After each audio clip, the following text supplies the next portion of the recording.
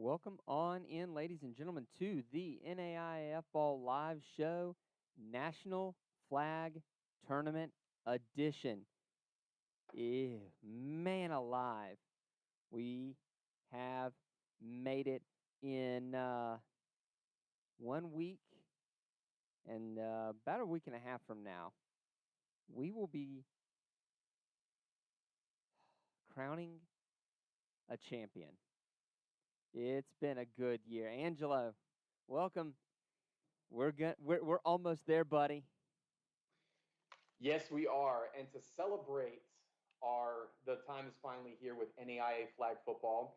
Wanted to show just a little bit of had a buddy of mine in Texas that creates custom flags and stuff. So I Oh, had to nice. show this on the show and stuff. So these are custom. I don't know if you can see it, but Kid Chameleon flags from Sega. He could literally do just about Oh my any kind of goodness. artwork and stuff for like flags and all that You're a stuff. I nerd. ended up getting these when I was playing in Vegas a couple weekends ago, but in terms of custom flags and everything else, I mean, we are in the flag spirit, ladies and gentlemen. Heck It doesn't matter yeah. what style you are, your personality and stuff. You get them on a flag, and the rest is history from there. You are But such a nerd, Angelo. this isn't the only one. There are other types of designs and other things that I would love to show, but Nerd. that's for a different time. Nerd. Hey, there's nothing wrong with showing a little bit of personality on these flags. Because again, even if you look at Shrooms and what they're doing, they're the ones that are doing Marvel superheroes on their flag belts. So I mean, the sky's the limit in terms of designs. We're not just talking about school designs and what they have. I mean, yeah, the schools have their style, like with their school, and it's more uniform. But if we're talking about custom designs like what the adult leagues do, that's a whole different animal. But yeah, NAIA football, we're here, we're rocking and rolling. I know it's something you and I have been waiting for since not January, like further back Oh since yeah. last May and June. We were looking forward to this moment, and it's now a week and a half upon us.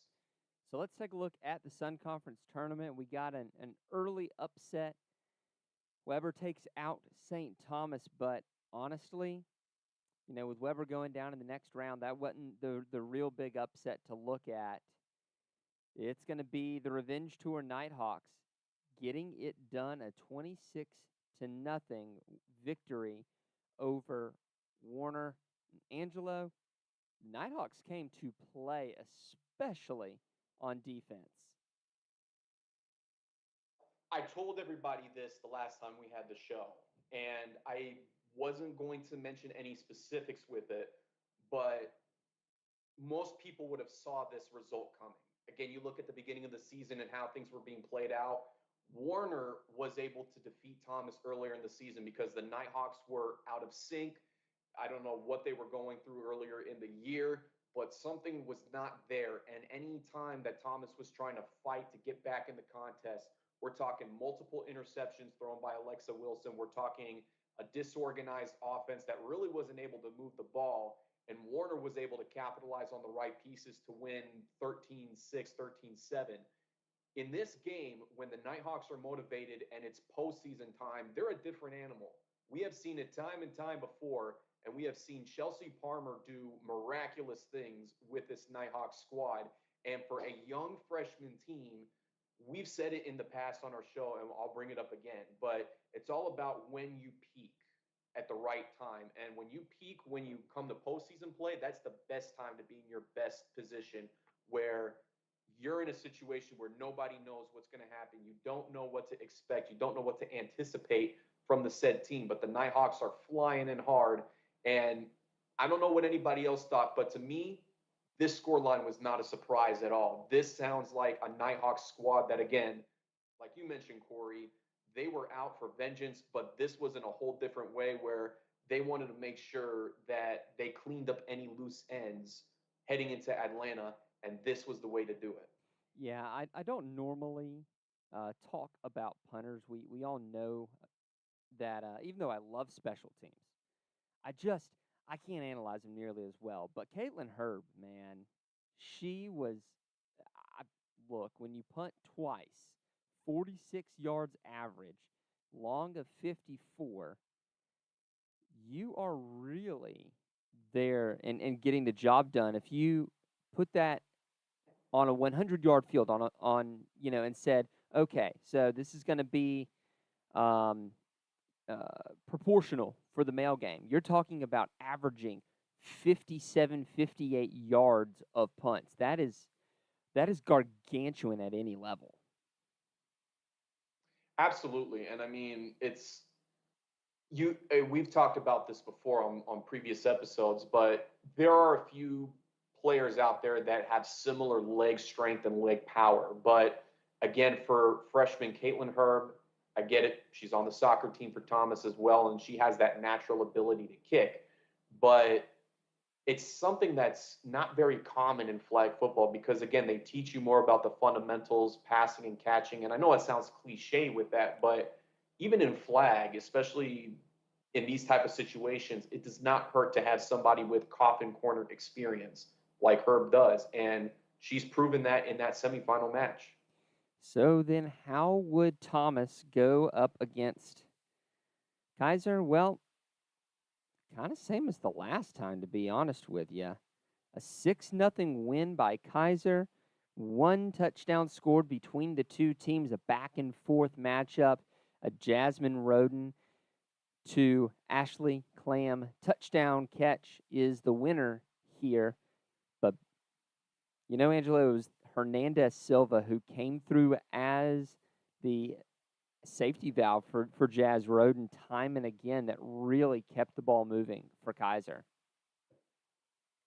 Yeah, and even Kaiser's offense. I mean, this was a classic defensive battle for one, where both teams had their opportunities were at a premium, and there really was no margin for room for error to mess things up. It was if you had the offense going, if you were on the ball, that was something where you could not afford to not get a first down. You had to have continued making plays, finding a way to get to the end zone. And we saw quite a bit of good plays, too, from the offensive end. Just because I say it's a defensive battle doesn't mean there were offensive highlights involved.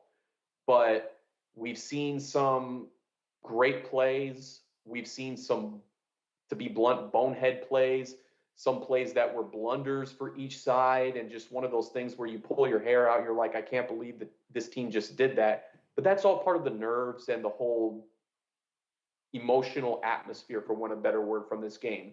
This was a classic. This was something we would anticipate from both sides. And it really did come down to the final drive with this game. And it was all about who capitalized on certain points with their drive and what they did with their opportunities. And again, Kaiser, all they needed was one touchdown, and they were able to hold off Thomas. Yeah, absolutely. And you look at the fact that that's Aaliyah Wood up there, your leading receiver with 6 receptions for 46 yards, and it's not, say, Kiara Knight or Nakara Brown or, heck, even Kiana Cole.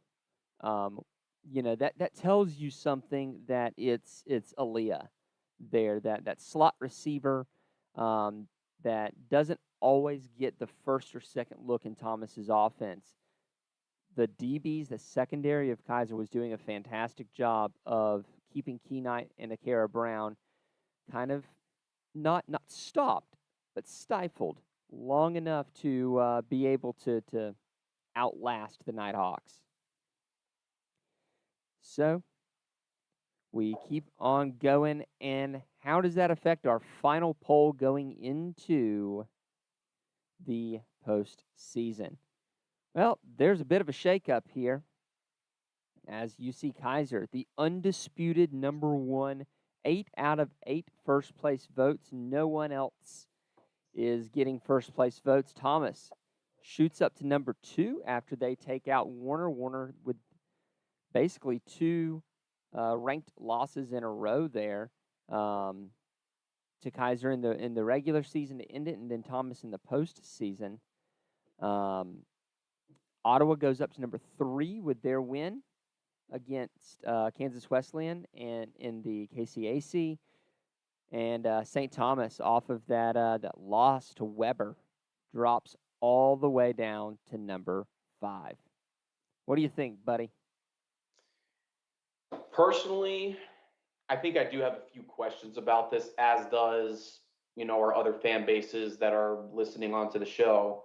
But I think for one is for the Warner Royal fans, they had back-to-back losses to the top two teams in this bracket or in this poll piece. And you penalize them because it was a hard fought game, but you reward Ottawa for winning the KCAC title. And just like that, everybody's back on the Braves bandwagon saying, oh, this will be their year. They're peaking at the right time, just like Thomas is. And so as a result, it's like Warner, you discredit everything that they've been through. A perfect record up to the point where they play Kaiser and Thomas. They dropped those two games. And mind you, it wasn't necessarily that, well, obviously with Thomas, it was more of a blowout. But when they played Kaiser, it wasn't like they were blown out by the Seahawks. They scored a couple on them and they found a way to keep on pace with them. But back to back losses, and all of a sudden you throw a KCAC team in front of them, there's going to be some question marks as to, the Royals, like why aren't the Royals being respected more for what they've been doing? But again, to Ottawa's point, they had a couple of losses, but ever since the one loss to Kansas Wesleyan post Reinhardt tournament, I mean, they've been getting their act together and they've been finding ways to still be able to win games. And heading into Atlanta, this will be another team that I think is on the rebound for the better. Now, to that point, you look at 5 and 6, and again, another questionable piece in the sense of you look at Kansas Wesleyan that made it all the way to the conference championship, but St. Thomas gets upset in the quarterfinal by Weber. Yet the Bobcats are ranked higher than Kansas Wesleyan. They have 5 losses. K-Dub has 3, and where is the increase for the Coyotes? It looks a lot like the Bobcats from this poll are getting every possible chance to stay in the top 5. So that's more or less an analysis. It doesn't necessarily reflect my personal opinion on the 5 and the 6 mark, but just from a analysis perspective, I think there's questions that definitely need to be asked when you look at the 5 and the 6 piece. Again, I know this is the part where, you'll always mention from a poll standpoint that everything is based off the numbers and from the committee that puts together, their votes in the polls. But at the end of the day, it's, everything is going to be analytical. You're going to base your opinions off of what you think it is. And I mean, like, everybody has their own, thought process. Like, everybody's going to say their own team should be number one. But to that point, looking at the results of this poll, it's surprising that St. Thomas has still found a way to stick around in the top 5, and that K-Dub is still trying to crack back into that part. Well, we will see here in a week and a half, but we'll be back after these messages from our friends at AdCraft. So you want to create and sell custom merch for your team or business. That's exciting, but where do you begin? How much inventory should you order? How do you distribute orders? AdCraft has your answers. Streamline the way you offer custom merch by utilizing our risk-free web store service. We ship directly to each customer, and we have the fastest turnaround in the game. Raise funds for your team or get merch to your employees and patrons. Contact AdCraft today, and let's bring your merch to life. That is exactly what they are the best at. Those web stores are phenomenal, risk-free. You get your merch into the hands of your fans, and there is absolutely nothing better. So then let's take a look then, shall we, at the fun part. If you hadn't seen it, it's time to go re-download the NFL Flag Tournaments app again. Angela, did you delete yours from last year? Because it now has a permanent place on my phone.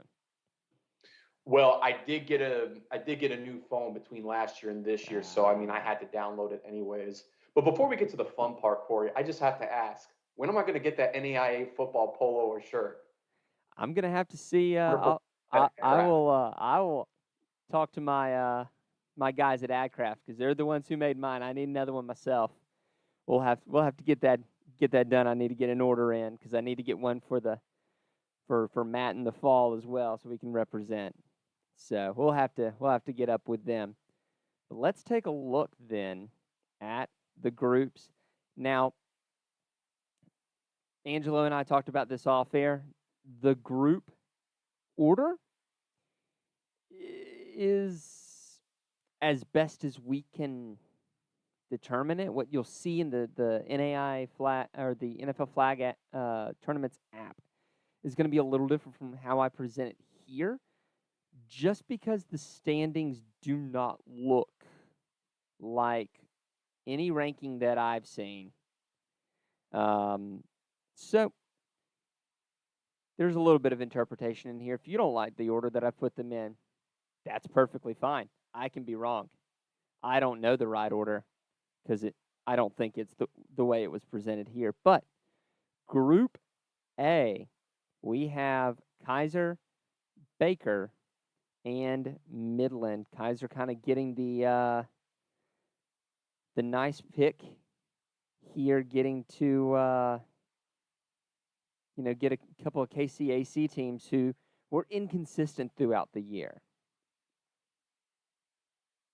Inconsistent, but at least they found ways to win games and both finished with winning records. But either way, it's, they're going to experience another test that's not named Kansas Wesleyan or Ottawa. And I think that's going to be another test in terms of their overall program, not even just from a season standpoint, but another benchmark in terms of what level of national quality that they're competing against. I mean, yes, that's the reason why it's NAIA flag finals, but this is going to be a premier opportunity for those teams. In Group B, you have... Why did it not go? Come on, you can do it. I super believe in you. Okay, awesome. I love when that happens. See if we can Don't tell me it crashed on you. Nope, it's just like it's completely... it's just... Sort of it has. All right. Well, ladies and gentlemen, there you have it. There you have it. All right, let's try this again. Finals. We have ourselves a NJCAA set up where it's just those three teams. It's actually going to be a double round robin. And then on top of the double round robin, whoever's the top two teams will play each other one more time to determine the NAIA champion of 2024. Nah, there we go. I got it. I tried to be fancy behind the scenes, and it was like, nope, we're going to expose you. All right. Group B, Warner, Weber, and Milligan. Not to take anything away from Jeff Molesky's folks over there, but honestly, if I'm a Warner fan, I'm pretty happy right now. It's one way to look at it, but I mean, both of these teams, they're probably sick and tired of seeing each other constantly. And I'm not talking regular season games, but you go all the way to Atlanta just to do something you could do within the backyard. I love saying those idioms and those lines because it's like that's the truth. It's what you don't just see that from adult flag football tournaments anywhere, but it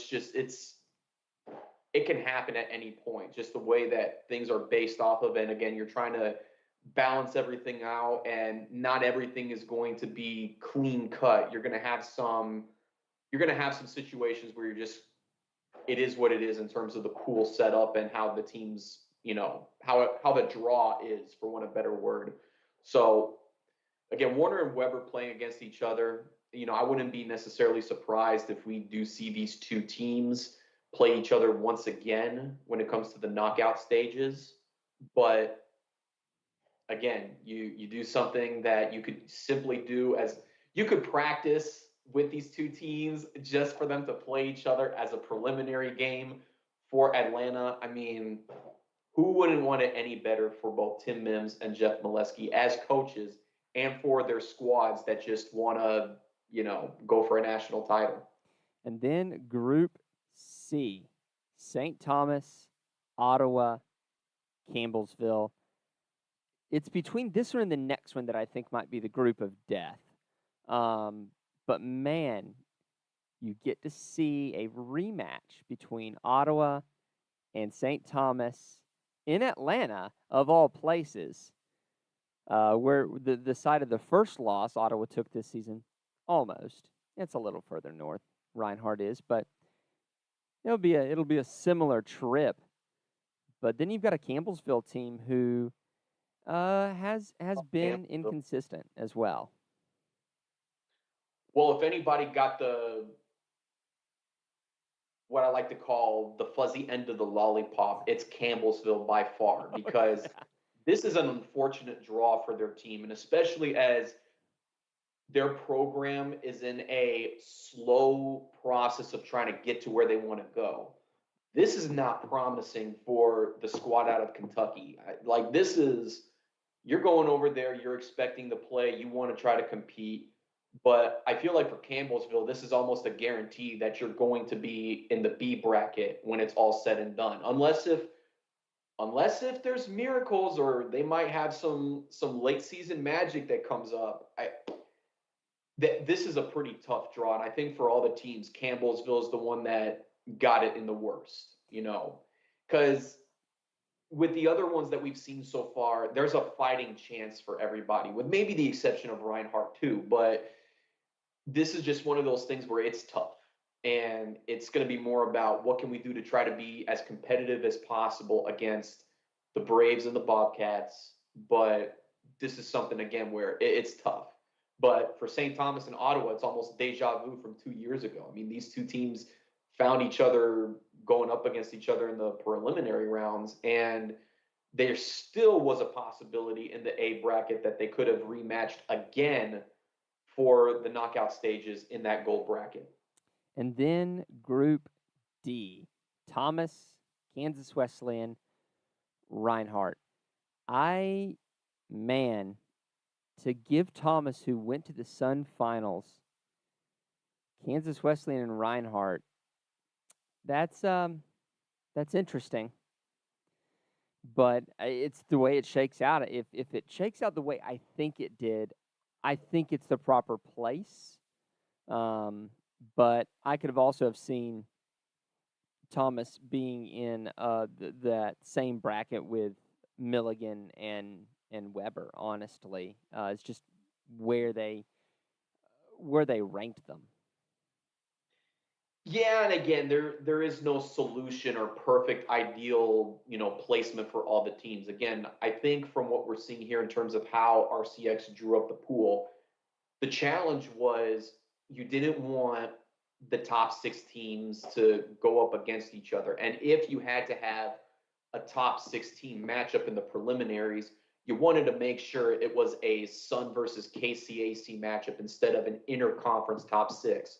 Because you could clearly make an argument by saying, with the way Warner dropped, there could have been a possibility of seeing something where two teams could be playing each other, or again, with the bracket and the way it was set up, there could have been a possibility to see a Kansas Wesleyan Ottawa preliminary pool into that same point of St. Thomas, or even a Warner and Thomas, or a Warner and St. Thomas. So it's tough because, again, looking at the teams that we have here right now, it appears that I'm doing quick math in my head, so bear with me, folks.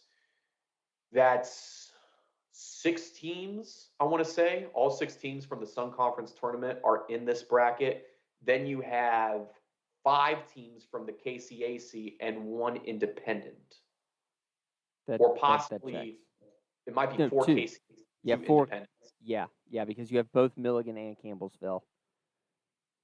So yeah, and again, it's trying to figure out who was theoretically going to be the best teams. I mean, like, that's obviously what the NAIA flag finals are about. You want the 12 best teams going at it and competing for that national title. But again, in terms of the quality of the opponents and how things shape out, if you're trying to give the player experience the best you can possibly make it, you don't want to be playing your own team in a conference. But again, when you have more than 4 teams, it's tough to try.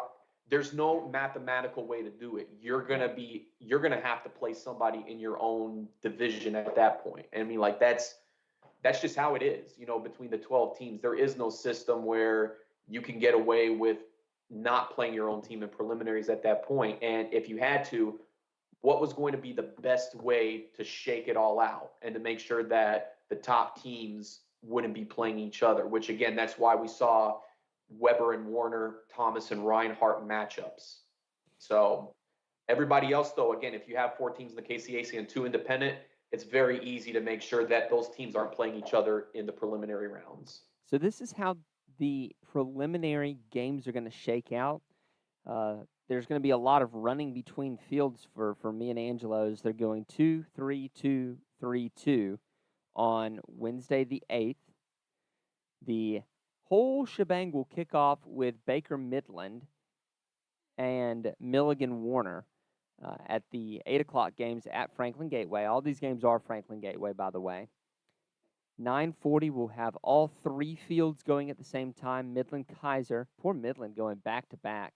Weber versus Milligan, and then St. Thomas, Campbellsville in the 9:40 time slot. 11:20 will have the Crooked Lake rivalry. Not in the Crooked Lake. Warner and Weber will play. And then Kansas Wesleyan and Reinhart will play.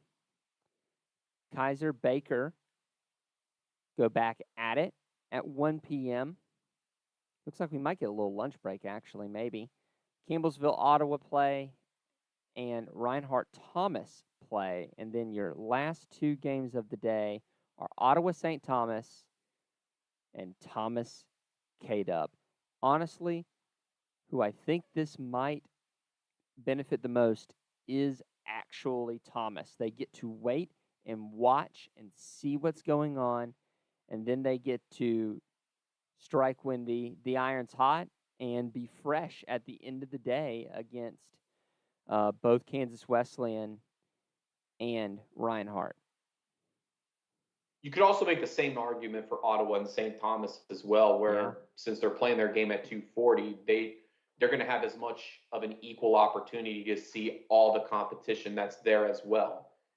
And to that point, it's, you look at the setup, though, in terms of the schedule, you could almost even make the same argument for,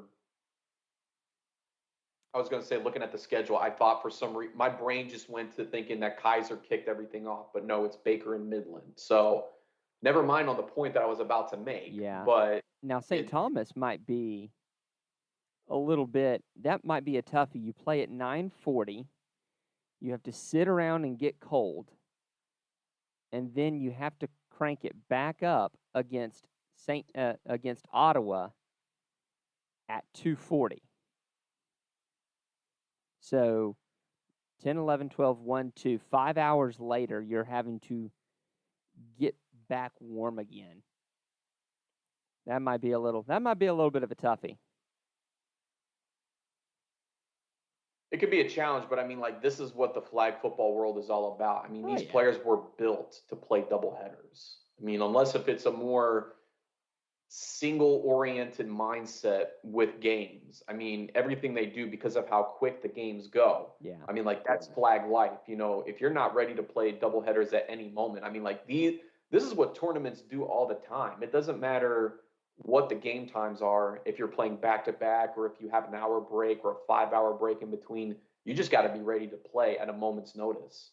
So let's then see how the bracket will go. We're going back to you called it, partner, going right back to the compass.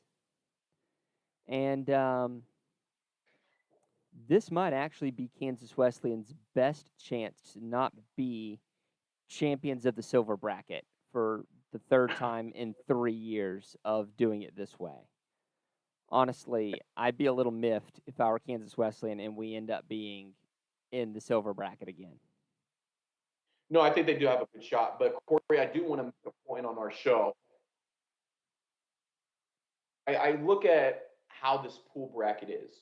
I'm glad, first off, that RCX and the coaches, they finally got back to thinking about doing the bracket portion and just the pool play, because that is the ideal tournament mindset where you're going to be guaranteed at least 3 games. Doesn't matter which team is playing, you're going to have at least 3 games, which increases the player experience versus last year when they went with the double elimination tournament and you could be done within a 24-hour mindset.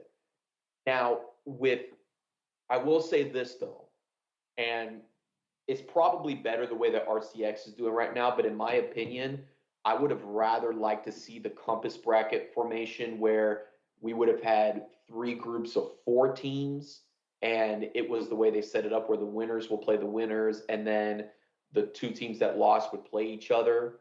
But there's arguments to it because that method meant if you lose the first game, then you're not going to have a chance to play in the gold bracket, but you're basically playing for seeding rights against a team you may end up playing and you turn around. So there was that con, for want of a better word. But again, personally, I would have loved to see 3 groups of 4, but I think at the end of the day, RCX and how this is put together is probably the better model and the method because you don't have to worry about the compass bracket or not being able to play every team or missing out on one team you're playing. You're playing all 3 teams, and it doesn't matter how everything shakes out because at the end of the day, the way you have it set out is going to determine there's more destiny with these teams, for want of a better word, to control whether they get to be in the A or the B bracket versus if it was 3 groups of 4 teams. Because again, if you lose the first game, you're a lock for the A or the B bracket, depending on how you do, versus here where it could come down to the second game and you still have a chance to sneak into the A bracket and you don't want to necessarily play in a B bracket. I will say though, the days are ending kind of early.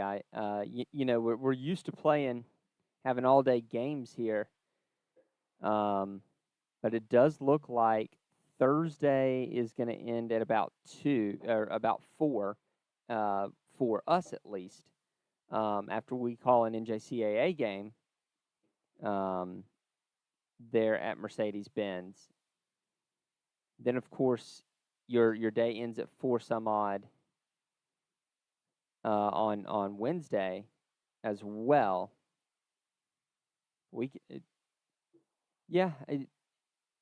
Because they don't start as early on Friday. It's a 9 a.m. start instead of like an 8:30. Yeah, because I was gonna say, not that there would be any necessarily 8 or 8:30 games on Thursday or Friday, but the fact that we have at least one day where the games are starting that early, that's the earliest that we have ever seen NAIA RCX start games at, because it's always been the earliest that they were going to start was 9 a.m., whether it was at the Home Depot backyard, Mercedes-Benz, or Franklin Gateway. It was more or less a matter of just making sure that it started at a decent hour, just early enough to get games going, but not too early to the point where they're making people get out of bed at 5:30 or 6 o'clock. So I think to that point, this time around, now that we're seeing games at 8:30, there might be a little bit of inconvenience for the fans that are going to travel to Atlanta to see their teams. But hey, morning football doesn't get any better. Just as long as it's not, hard pouring rain and 55, 60 degrees when May hits. So you were not wrong. That was what we had last year, and that was absolutely for the birds. It was rainy. I wonder if there's what the 10-day forecast looks like for Atlanta. Let's take a look. We won't get to do this again. It sounds I was going to say, if you were to do, I just can't do it anymore. Can't stand it anymore. All right, we are back. Sorry about that. That was an unfortunate shortcoming of my laptop, apparently. I'm not sure what the fans are seeing right now, but I still see the OBS logo and a no camera on the screen. Awesome. Let's try that. There we go.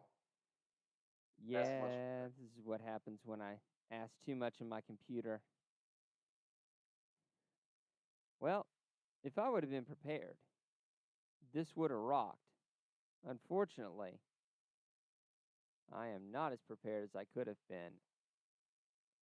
And we'll see if this loads, or heck, if we're even still online. Who knows? I will say this, though. Another thing that, came to mind that I do want to discuss about the A and the B brackets.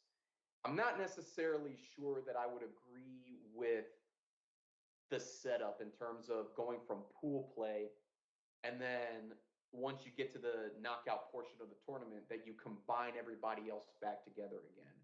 Because what happens here is, yes, you have, in an ideal perfect scenario, you got 3 2-0 teams, 3 1-1 teams, and then actually no, I take that back. You got 4 2-0 teams, two, or you know what I mean, 4 2-0 teams, 4 1-1 teams, 4 0-2 teams. But then if you're in a situation where you have a dicey finish where everybody's 1-1-1, what's the tiebreakers? What did they discuss was going to be the factors that determine which seed is higher than the others? Because if you go back to 2 years ago, there were a couple of instances where they had to figure out how to seed teams once they threw everybody back together in the main melting pot. And Yeah. that's where, again, there was a lot of controversy in terms of why wasn't Kaiser ranked number 2 and Ottawa should have been number 3. And it was just a back and forth deal. But I imagine that they had to have the tiebreakers already set up in terms of what the deciding factors were going to be if they came across teams that were going to finish certain records, because they're coming, Corey. I feel like we're going to get that answer tonight after the show, and we can report that with the utmost confidence after when we actually get there. Right, but to that point, it's like initial thoughts and questions are, you're going to have a bunch of 1-1 teams, but even if 100%. everything is ideal where you have a perfect balance of 2-0, 1-1, and 0-2 teams, the factor then becomes, for the teams that are 1-1, how do you decide which 2 teams go in the A bracket and which 2 teams go in the B bracket? And furthermore, which 2 teams get that bye in the A bracket?